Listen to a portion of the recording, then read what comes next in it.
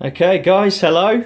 Right, this is a contraption I built from a few ideas that I got from YouTube, and it's a microwave oven transformer, 700 watt, and I put a couple of turns of this heavy duty earth cable on here to create about sort of 2 volts output at a really high current.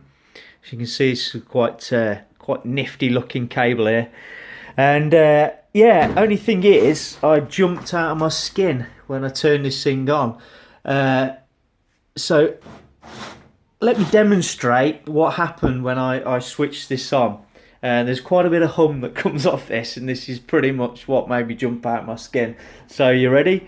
3, 2, 1, go.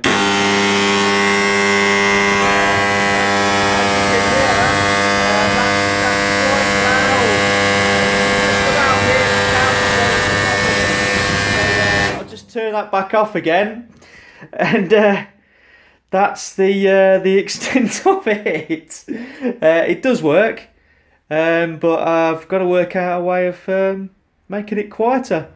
Anyway, cheers guys.